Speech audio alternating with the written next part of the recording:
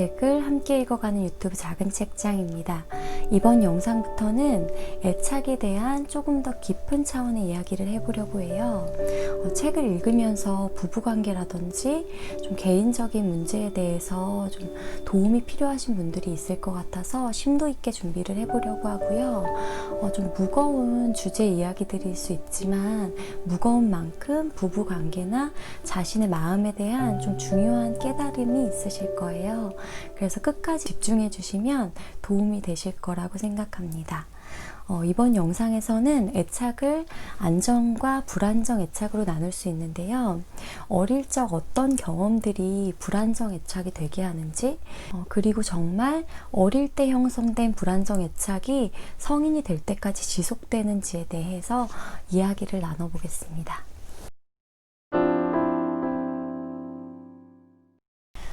먼저 애착에 대한 설명이 좀 필요할 것 같은데요. 애착은 특별한 대상, 생애 초기에 나를 주로 돌봐주었던 주로 엄마겠죠. 그 대상과의 특별한 유대관계를 얘기하는데요. 아이에게 엄마는 아이가 경험하는 첫 번째 관계이자 그 당시에는 신과 같은 존재예요. 그래서 엄마를 신뢰할 수 있게 되면 자신을 신뢰할 수 있게 되고 다른 사람 그리고 세상을 신뢰할 수 있게 되는데요. 저자는 책에서 생애 초기에 형성된 부모와의 관계를 통해서 마음속에 중요한 세 가지가 결정이 된다고 설명하고 있어요. 그거는 자신, 그리고 타인, 그리고 세상을 바라보는 마음의 틀이 결정된다는 건데요. 쉽게 얘기하면 마음속에 색안경이 끼워지기 시작한다는 거예요. 근데 여기서 중요한 사실이 한 가지가 있는데요. 아이에게 애착은 살아남기 위한 생존을 위한 것이기 때문에 아무에게나 안정적인 애착을 형성하지를 않아요. 자신보다 더 강하고 자신을 보호해 줄 수 있고 안정감을 줄 수 있는 대상에게만 안정적인 애착을 형성하게 되는데요. 근데 그 초기 애착에 실패할 경우에 그 불안정한 애착 상태에 적응하기 위한 자신만의 생존 방식들을 이제 개발하기 시작합니다.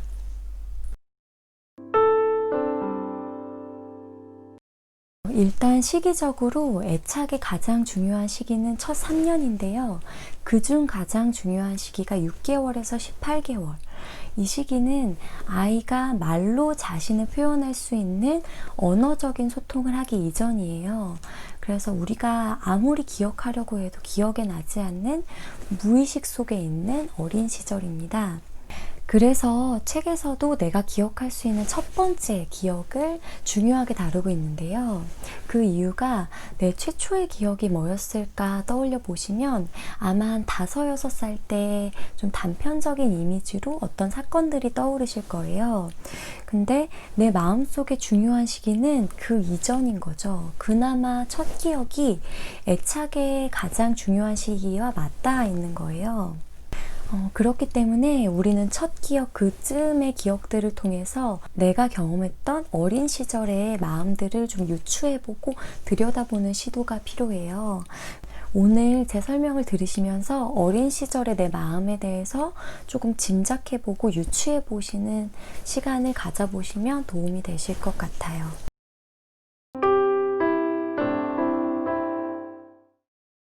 아이는 안전한 대상에게만 안정적인 애착을 형성할 수 있다고 설명을 드렸는데요. 그러면 아이에게 어떠한 대상이 안전한 대상일까 생각을 해보면 아이가 늘 엄마에게 따뜻한 접촉과 안아주는 걸 원하는 건 아니에요. 자기가 뭔가 불안하거나 엄마가 필요할 때 울고 엄마에게 손을 뻗고 엄마에게 다가가는 애착 행동을 보이는데요. 그 말로 표현되지 않는 비언어적인 단서들을 엄마가 민감하게 알아차리고 캐치해서 그에 맞게 반응을 해주는 경험이 필요해요. 그래서 책에서처럼 엄마와 떨어져서 분리되는 경험을 하지 않더라도 늘 엄마와 함께 있어도 엄마가 안전한 대상이 되지 못하는 경우들이 있을 수가 있겠죠. 먼저 첫 번째는 거부당하는 경험이에요. 누구나 거부를 당할 때 굉장히 수치스럽고 화나고 고통스럽잖아요. 근데 아이가 엄마에게 다가가려고 애착 행동을 보였는데 엄마가 거부하는 경우 그 좌절이 반복되면서 아이는 그 고통을 피하고 자신을 보호하기 위해서 내가 느끼는 감정이나 욕구들을 그냥 무시하고 차단해버리고 친밀한 관계를 회피해버리는 회피형 애착 상태가 될 수 있어요. 두 번째는 비일관적인 부모의 반응이에요. 아이가 따뜻한 돌봄을 제공받기는 받는데 엄마가 자신의 우울감이나 마음속 갈등 상태에 빠져서 반응이 없거나 또는 반응은 있지만 마음으로 온전히 함께하지 못하는 경우, 또는 갑자기 화를 내거나 엄마의 기분 상태에 따라 아니면 상황에 따라서 예측할 수 없는 돌봄을 받게 되는 경우인데요. 이때 아이는 엄마의 돌봄이 없을 때 버림받는 느낌을 갖게 되고, 이 버림받는 느낌을 다시 느끼지 않기 위해서 엄마와 같이 있어도 엄마의 상실이나 감정 변화에 굉장히 집착하게 되는데요. 그래서 자유롭게 바깥을 탐색하고 자신의 놀이에 집중하지 못하게 되는 거죠.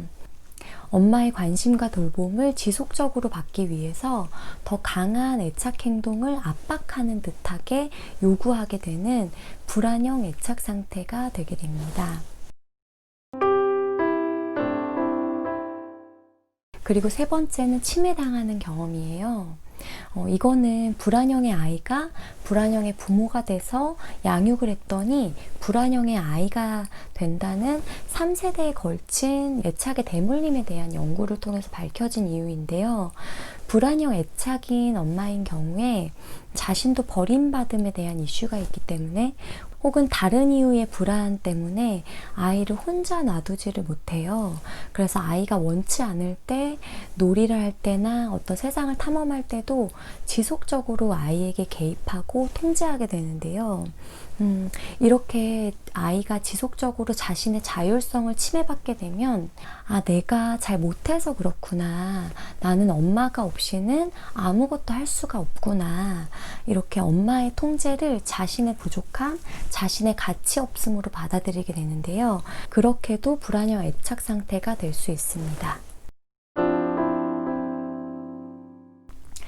이렇게 불안정 애착 상태에 놓인 아이가 3, 4세가 되면 자신의 그 부족한 결핍을 채우고 안정감을 확보하기 위해서 자신만의 그 살아남기 위한 생존 전략, 그리고 통제 방식들을 개발하기 시작해요.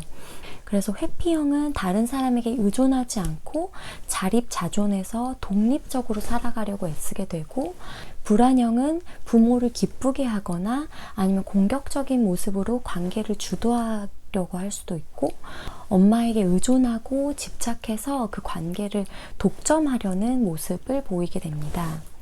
하지만 이러한 어린 시절의 애착이 아직 굳어져 있는 상태는 아니기 때문에, 만약 엄마와의 관계에서 안정적인 애착을 형성하지 못했다면 아빠와의 관계라든지 다른 관계에서 안정적인 애착을 형성하려는 2차 시도를 하게 돼요. 그러다가 10대 초반 정도에는 고유의 애착 형태가 명확해진다고 해요.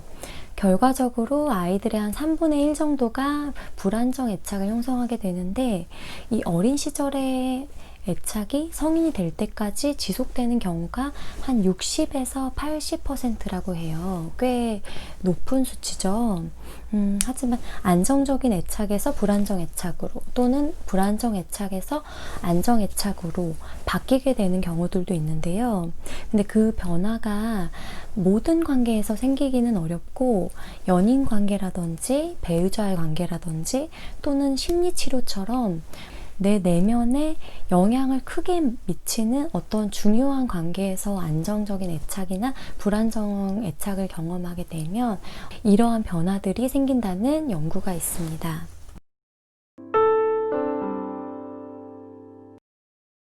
애착 유형이 잘 바뀌지 않는 이유는요.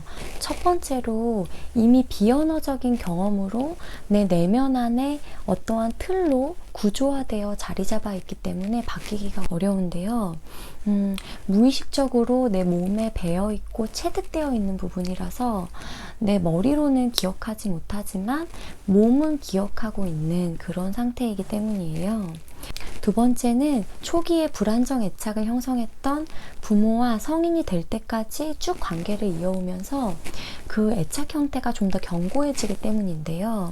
굉장히 빠른 시기 같지만 3에서 6세 그 유치원 시기의 아이들을 관찰해 보면 이미 자신의 가족 안에서 여러 가지 역할들을 감당하게 되는데요.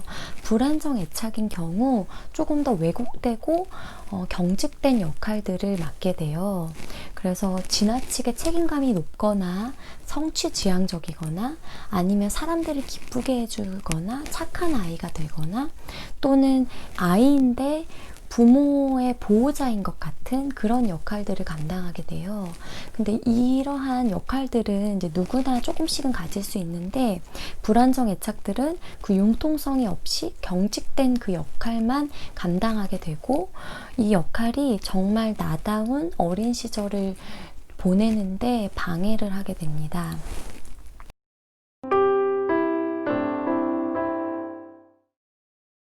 여기서 중요한 것은 불안형, 회피형, 혼란형 이러한 불안정 애착의 모습들이 결국에는 어린 시절에 내가 처한 양육 환경에서 살아남기 위해서 또는 내가 속한 가족 환경과 엄마의 그 성격에 적응하려는 시도였다는 건데요.